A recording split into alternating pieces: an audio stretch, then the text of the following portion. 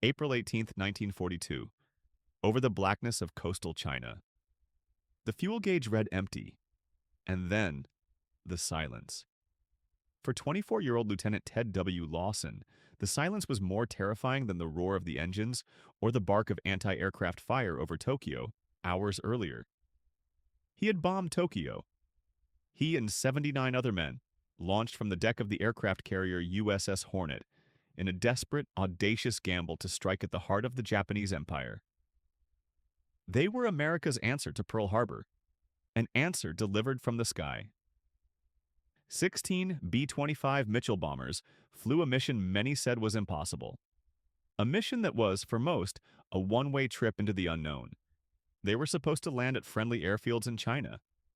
Nobody knew those airfields had already fallen to the Japanese. Nobody knew, but rumors existed. Rumors always existed. Lawson's plane, the Ruptured Duck, hit the surf off the coast of Zhejiang province with a sound like tearing metal and breaking bone. He was alive. Barely. Thrown onto a hostile shore with his crew, grievously injured, they were the enemy. They were invaders in the eyes of the occupying Japanese forces. The official report, filed months later, would state that his survival was improbable. But the report left out the most improbable part. The first faces he saw were not the grim masks of Japanese soldiers.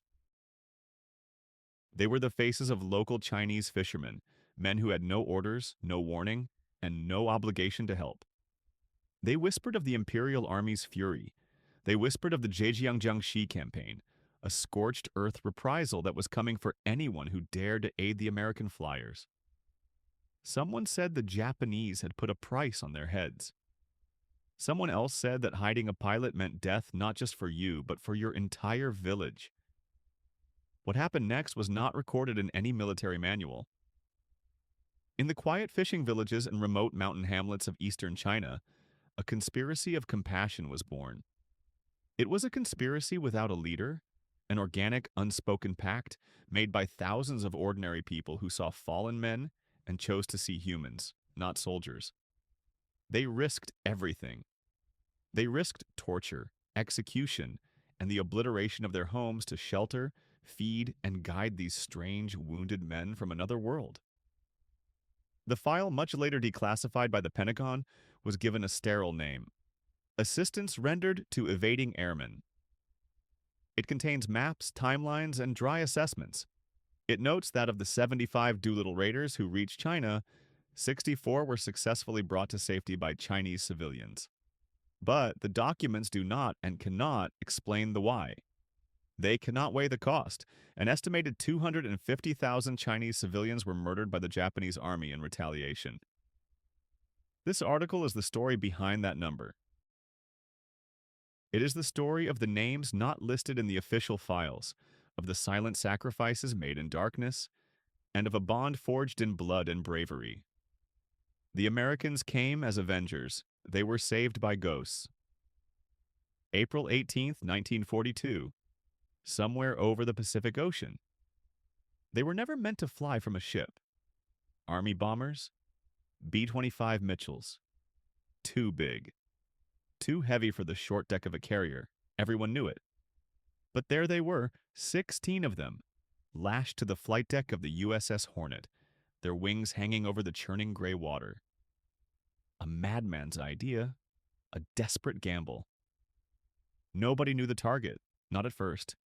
The 80 men of the Special Aviation Project were volunteers. Volunteers for a mission so secret their own commanders couldn't tell them where they were going. Rumors flew around the Hornet like seabirds. Some said Hawaii to bolster defenses. Some said the Philippines. Maybe even a supply run to a besieged outpost. They whispered it in the mess halls in the cramped berthing compartments. The folder was called Special Aviation Project Number 1. That's all. The plan belonged to a 45-year-old lieutenant colonel, James H. Doolittle, a famous air racer, a doctor of aeronautical engineering from MIT. He was a man who understood the razor's edge between possible and impossible. He trained his crews relentlessly at Eglin Field, Florida. Minimum distance takeoffs, over and over. until they could lift a bomber loaded with 4 500-pound bombs and extra fuel tanks off a strip of paint the length of a carrier deck. They practiced it until it was muscle memory, until the fear was gone. Almost. And then the main thing started. At 07:38 in the morning, 650 nautical miles from Japan, a Japanese picket boat, the number 23 Nido Maru, spotted the task force. It radioed a warning to Japan before the cruiser USS Nashville could sink it. The surprise was gone. Gone. Admiral William F. Halsey, the task force commander, made the call. They had to launch, now, 10 hours early, 170 miles farther out than planned. Doolittle's report would later state it was decided that the chance of success was doubtful. Doubtful. Imagine a charcoal drawing, all stark lines and dramatic shadow. The USS Hornet pitching violently in the heavy seas. A B-25 nose high, straining for liftoff, its twin Wright Cyclone engines screaming against the wind. Waves crash over the bow, drenching the deck crew as they scramble for safety. The bomber seems to hang in the air for an impossible moment, just inches above the waves, fighting for every foot of altitude. The sketch would be titled The Point of No Return, because that's what it was. Every man knew they did not have enough fuel to reach the friendly airfields in China. Not from this distance. Doolittle was first. He gunned his engines, roared down the 467 feet of available deck, and dipped perilously toward the waves before climbing into the sky. A perfect takeoff. One by one, the others followed. 15 more times the impossible was made real. For an hour, 16 B-25 bombers lifted off a heaving deck and turned west. Toward Japan. They flew low. Treetop level once they made landfall. So low that Japanese farmers looked up in confusion, not fear. Army bombers, with American stars on their wings. Over Japan, it couldn't be. The targets were military and industrial. Tokyo, Yokohama, Nagoya, Kobe, Osaka. For 30 seconds over each city, the bombers climbed to 2,500 feet, opened their bomb bays, and delivered their message. It was a pinprick, a symbolic attack. But it shattered the myth of an invulnerable homeland. It told the Japanese people their leaders had lied. The war was coming home. Then came the long run, the longest flight of their lives. They left the scattered anti-aircraft puffs behind and flew west. Always west, toward a country they had only seen on maps.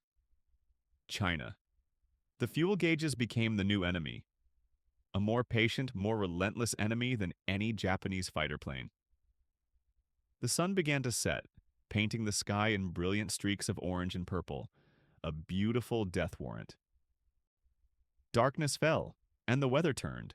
A storm front moved in, a wall of black clouds and driving rain. Visibility dropped to 0. The designated landing fields in Chuchao were blacked out. The homing beacon they were promised was silent. Maybe it was never turned on. Maybe the Japanese had captured the airfields, nobody knew. The radios were useless, filled with static. They were alone. Completely alone. The needles on the fuel gauges trembled over the E. For empty, the engines sputtered. One by one, the crews of 15 bombers faced the same stark choice. Jump into the blackness or ride the plane down for a crash landing. Lieutenant Ted W. Lawson, pilot of the Ruptured Duck, tried to land on a beach he glimpsed through the storm. He hit the water instead. A violent, cartwheeling crash that shattered the plane and the bodies inside. Picture a second sketch, this one in washed-out ink and gray watercolors. The jagged, black silhouette of a mountain range under a sliver of moon, partially obscured by storm clouds. A broken B-25 lies crumpled at the base of a peak. And high above, scattered across the sky like dandelion seeds, are the small, dark shapes of men dangling from parachutes. They drift down into the vast, unknown darkness, into rural Zhejiang and Jiangxi provinces, into territory controlled by the Imperial Japanese Army. 15 planes. 15 violent ends to a desperate flight. They crashed on mountainsides, in rice paddies, and just offshore. One bomber, critically low on fuel, diverted north to the only place it could reach. Vladivostok, Soviet Union. Its crew was interned. For the rest, the mission ended here. In the mud and the rain and the darkness of occupied China. Scattered, broken, hunted.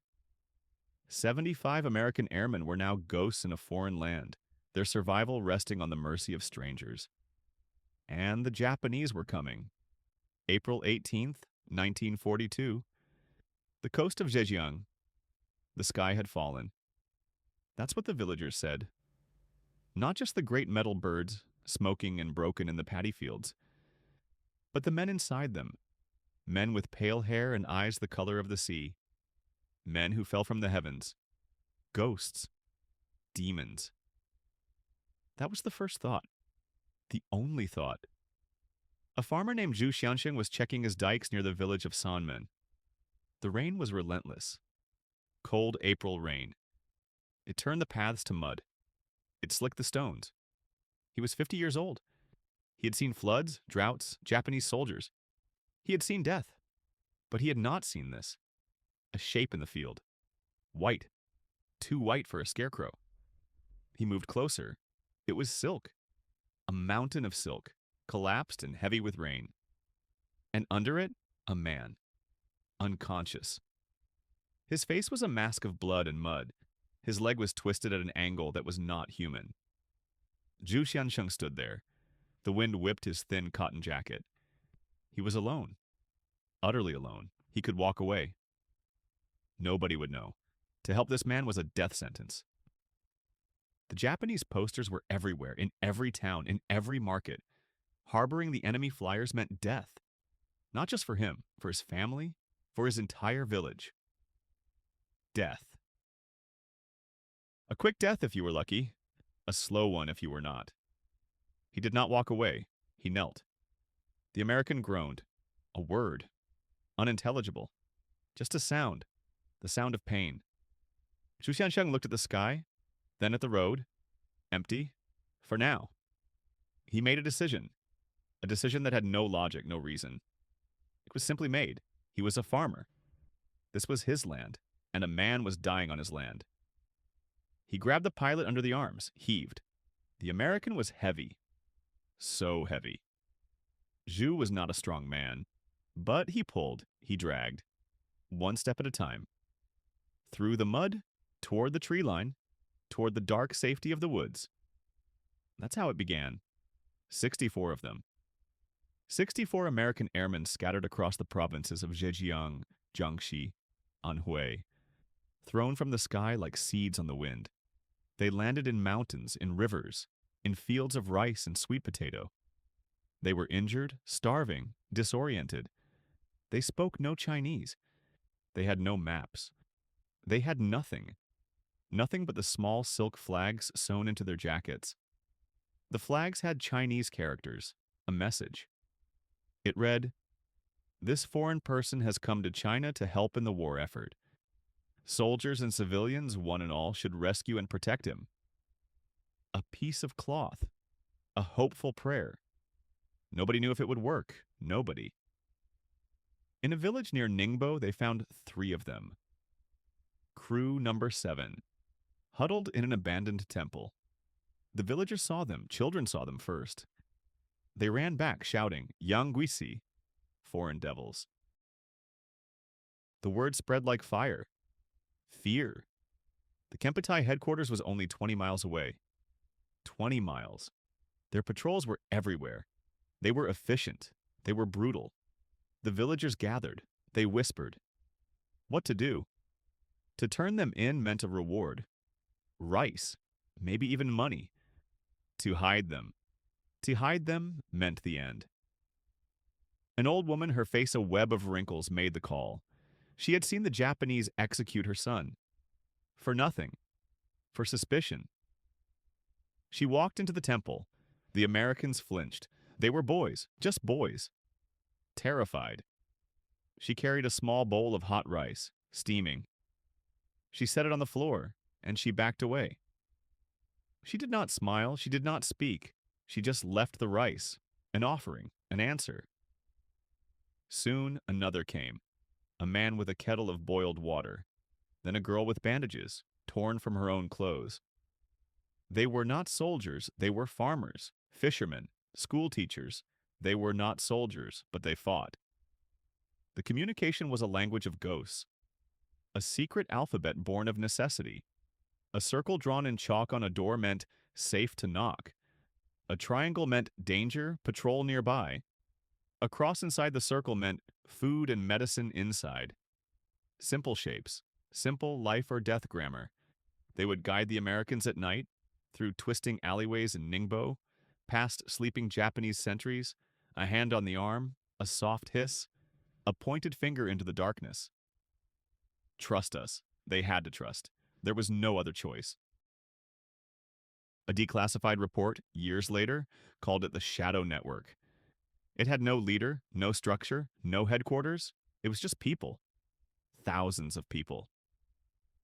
A secret whispered from one house to the next, a conspiracy of courage. The file was called Sparrow. Post-war debriefing notes full of dry military language. But the stories bled through. Subject, Liu Fangqiu, civilian, farmer. Age, 42. The report stated that Liu found Lieutenant Harold A. Watson of Crew Number 9. Watson's ankle was shattered. Gangrene had set in. He was delirious with fever. Liu Fangqiu hid him in his pigsty for 2 days. He fed him his own family's meager rations. But the pilot was dying. The local Japanese garrison was conducting house-to-house searches. They were getting closer. The village of Linyan had a small clinic, run by a doctor trained in Western medicine. It was 50 miles away. 50 miles, over the Tianmu Mountains. There were no roads, only goat paths, steep, treacherous. Liu Fangqiu was 5 feet 4 inches tall. He weighed 120 pounds.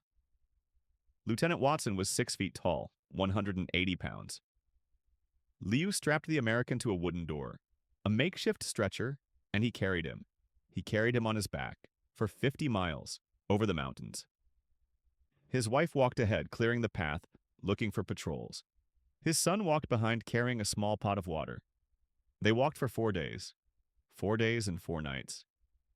Liu's shoulders bled. His legs cramped. He fell again and again. But he got up.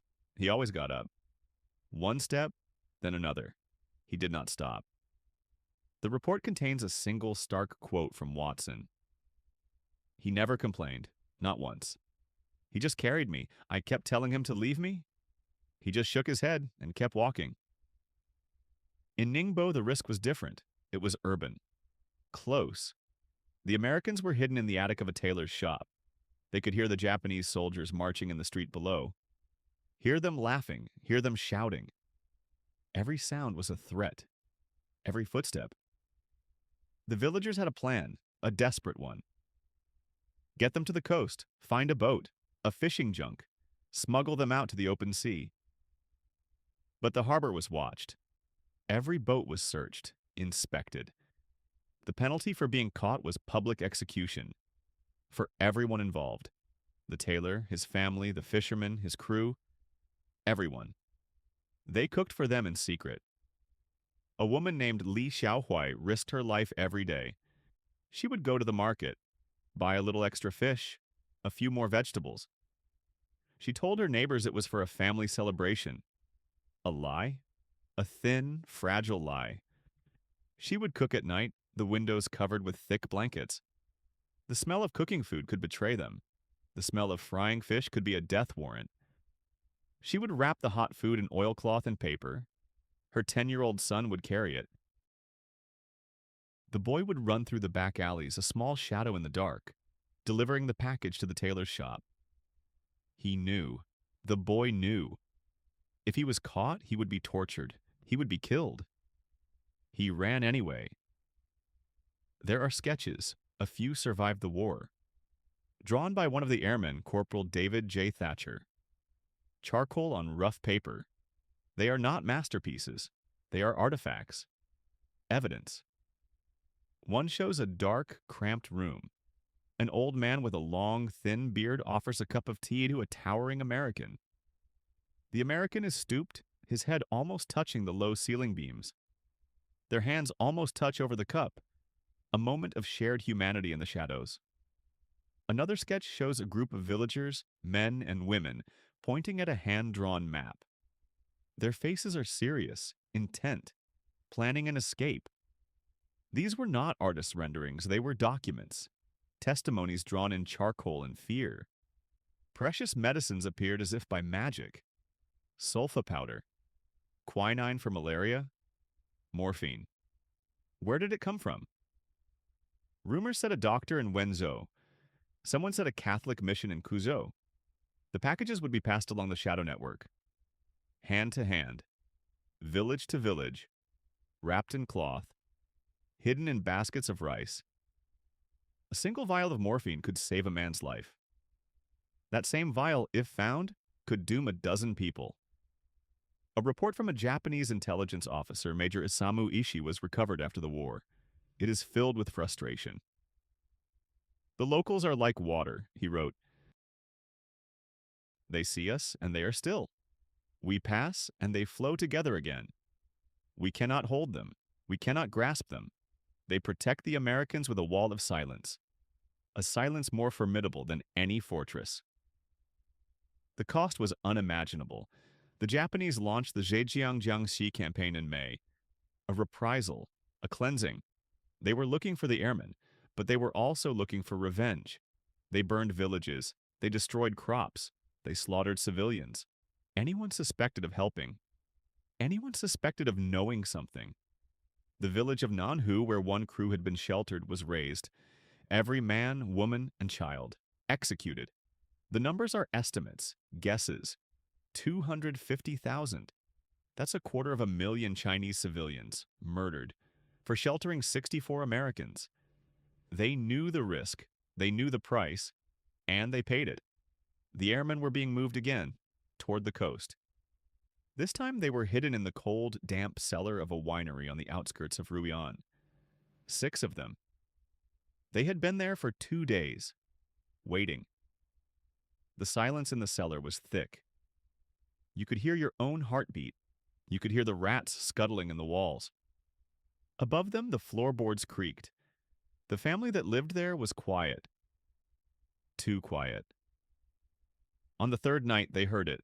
The sound of a truck grinding to a halt outside. Doors slamming. Shouted commands in Japanese. The family upstairs went silent. The airmen held their breath. They looked at each other in the gloom, their pistols drawn. This was it. The end of the line. Footsteps. Heavy boots on the gravel path outside. Getting closer, they stopped right outside the cellar's hidden entrance. A dog barked somewhere in the distance. Then silence. A long, terrible silence. And then the knocking began. May 15th, 1942. Zhejiang Province, China. Heroism has a price. No one in China knew how high it would be. For every American aviator spirited away from the crash sites, a receipt was being prepared. A receipt to be paid in blood. In fire. The kindness shown to the fallen American angels would be repaid with a hell brought by Japanese devils. The bill was coming due. It began with a whisper, then a tremor. The Imperial Japanese Army was moving. Not just a patrol, not just a battalion. This was an avalanche of steel and men. The operation was codenamed Seigo, the Zhejiang Jiangxi campaign. It sounded so sterile, so clean. The reality was filth and death. General Shunroku Hata, commander of the China Expeditionary Force, gave the order.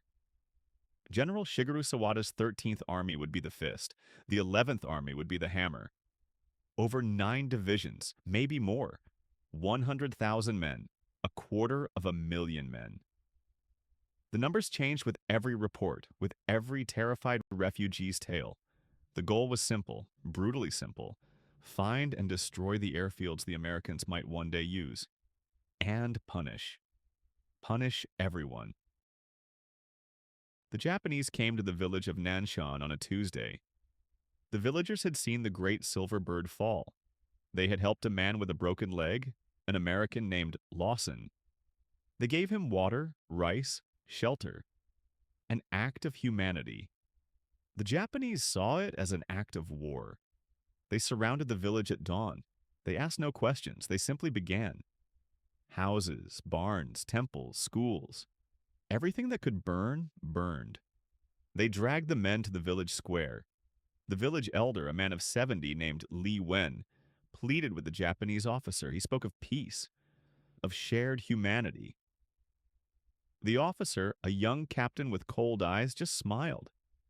That's what the survivors said. He just smiled. And then the shooting started. They paid the price. They paid in full. In the town of Kuzhou, they were more methodical. They wanted information, names, locations, escape routes. They brought out their tools. Water, bamboo slivers, hot irons. 20-year-old farmer Liu Ji was accused of guiding a crew. He denied it. They hung him by his thumbs from a temple roof beam. They asked again. He was silent. They started a fire beneath his feet. His screams, they said, lasted for an hour. His wife and 2 small children were forced to watch. When he finally died, they were killed too. A lesson. A very clear lesson. This was the fate of collaborators. This was the price. The price for a cup of water, for a bowl of rice. The list of destroyed towns grew longer each day. Yihuang, Lishui, Yushan, Chuchao. The names became a litany of sorrow. The Japanese practiced the Sanko Sakusen, the 3 alls policy: kill all, burn all, loot all. They were brutally efficient. They would enter a valley sealing both ends. Then they would move from one end to the other. A human wave of destruction. They killed the people. They killed the livestock. Pigs, chickens, water buffalo. They poisoned the wells. They burned the crops in the fields. The goal was not just to punish, it was to erase, to make the land itself incapable of supporting life. Before, there was the gentle slope of the green hills, the laughter of children in the laneways, the smell of cooking fires at dusk. Now there was only the black skeletons of houses, the silence of death, and the stench of rotting flesh. A terrible, suffocating stench. And then the main thing started. The soldiers on the ground were a terror, a visible, brutal force. But something else was at work, something silent, invisible.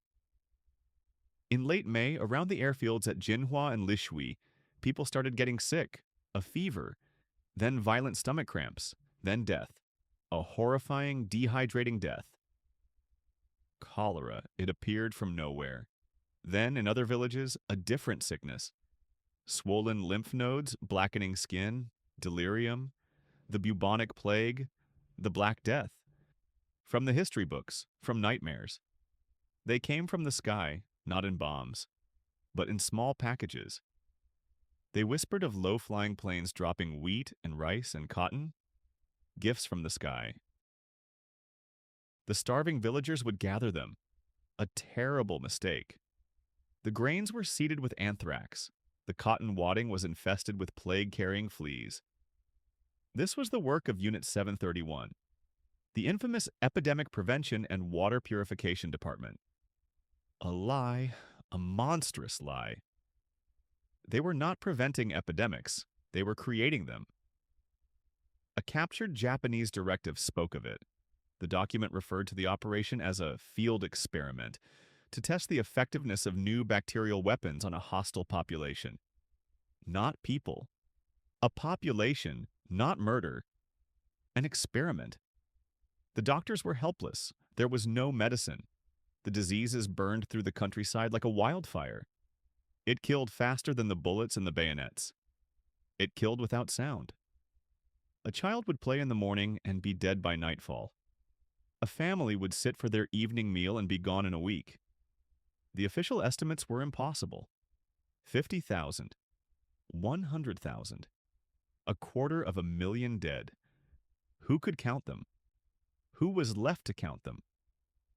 The living were too busy trying to stay alive, or trying to die. The suffering was immense, unspeakable.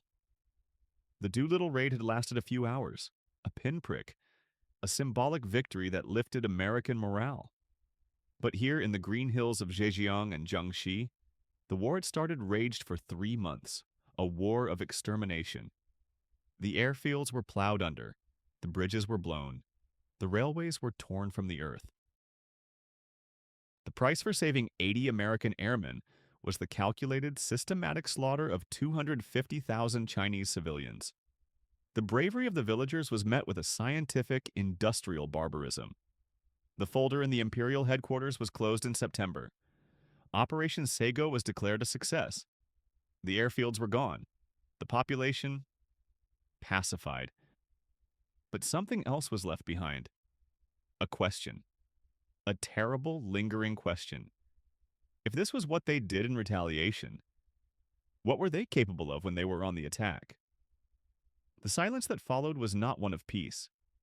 It was the silence of a graveyard, a very, very large graveyard. April 18, 1992, Tucson, Arizona. The air in the ballroom was thin, stale with the scent of old memories and hotel carpet. 77 years old, 78, 80?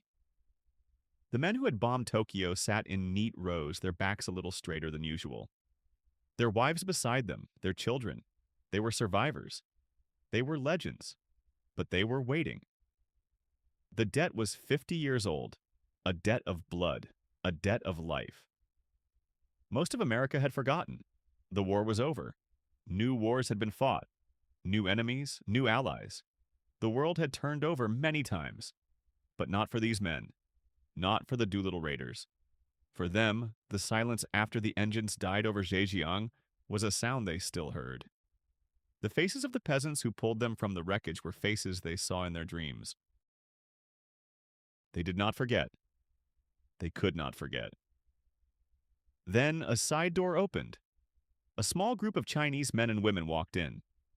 They were old, too. Their faces were maps of a different kind of hardship. They looked uncertain in the vast, glittering room. A translator stood with them, his own voice tight with emotion. Silence fell. A heavy, profound silence. 50 years collapsed into a single moment. Raider met rescuer. The saved met the savior. Nobody spoke, not at first. There was only the quiet sound of weeping. James H. Doolittle, Jr., son of the general, stepped forward. His father was gone, but the son carried the weight of his promise. He had spent years on this, years fighting indifference, bureaucracy, the vast, cold distance of the Cold War. The file in the State Department was thin. The file was called Zhejiang Liaison, a euphemism, a placeholder for a story too complicated for official cables, a story of peasants, fishermen, local teachers, people with no rank, no file, just courage. It took letters, phone calls, quiet meetings in Hong Kong. It took leaning on old contacts from the Flying Tigers. It took sheer, stubborn will. The will to say thank you. Chen Shenyan was there. His father, Chen Shenglong, had helped rescue the crew of plane number 6, the crew of Lieutenant Dean E. Hallmark.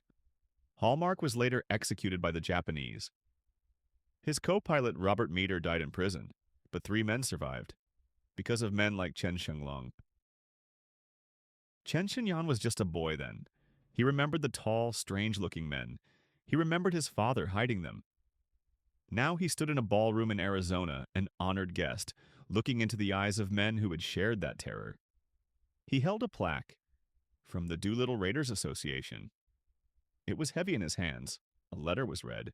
From the President of the United States, George H.W. Bush. It spoke of an unpayable debt and uncommon valor. Official words, important words. But the real thanks was in the handshakes that lingered. In the old photographs passed from trembling hand to trembling hand, in the tears of men who had not cried in decades, not since they had watched their bombers fall from the sky. The official record of the reunion notes that several raiders presented their own military decorations to the Chinese visitors. A Purple Heart, a distinguished flying cross, pinned onto the simple jackets of farmers. An exchange not of medals but of souls. The memory was a two-way street. a current that flowed back across the Pacific. In Cuzhou, a city in Zhejiang province, the story was not forgotten. It couldn't be. The ghosts were too close.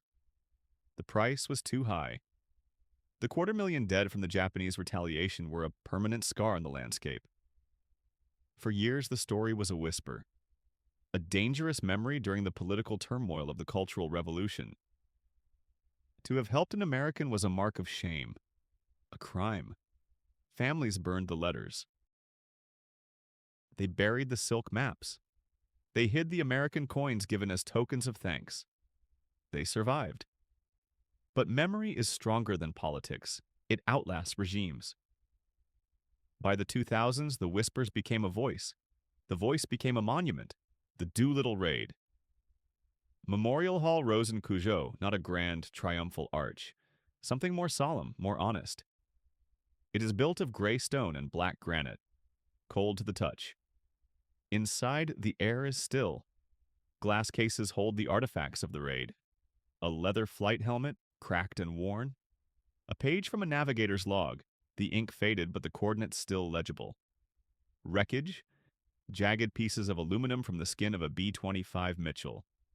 A shard of plexiglass from a gunner's turret. Each piece a silent witness.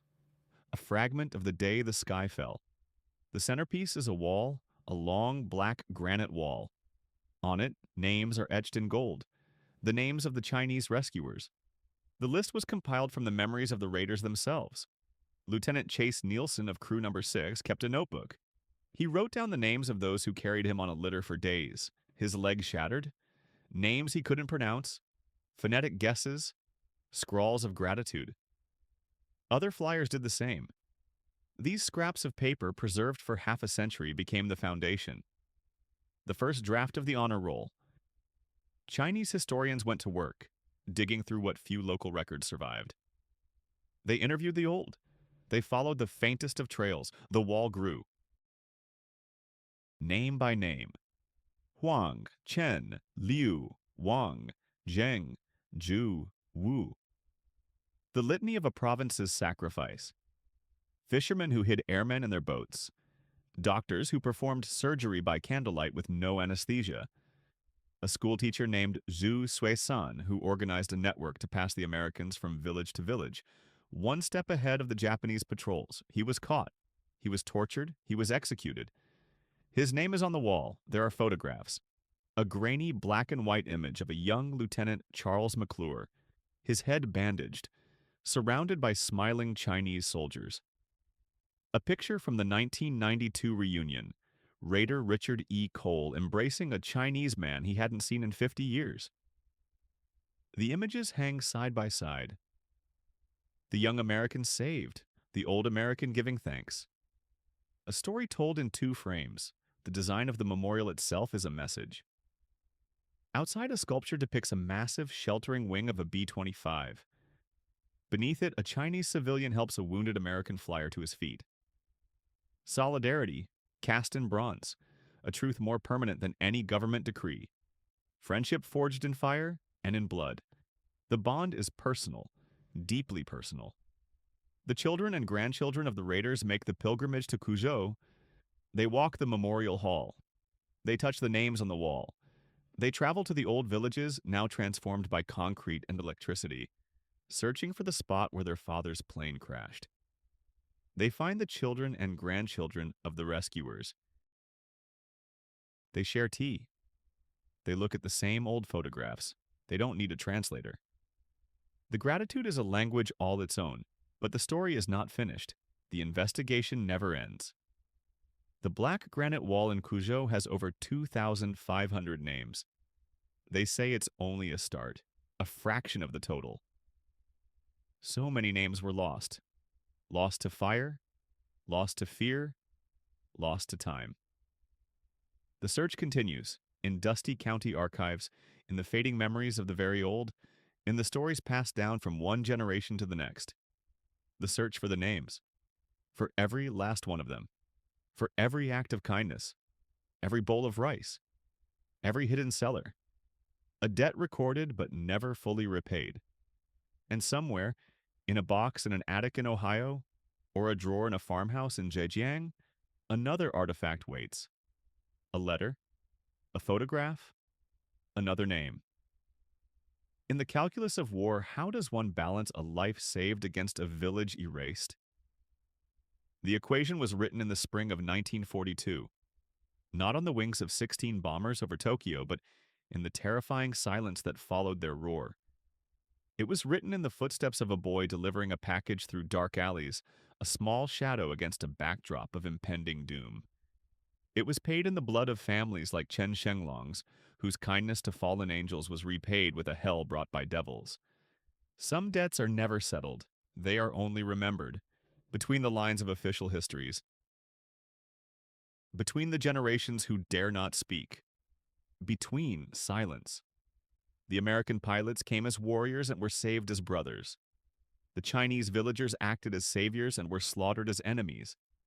Decades later, the full account remained sealed, not in a dusty archive, but in the quiet deference of a story too heroic and too terrible to be fully told. The truth lives on, somewhere between the gratitude and the ghosts,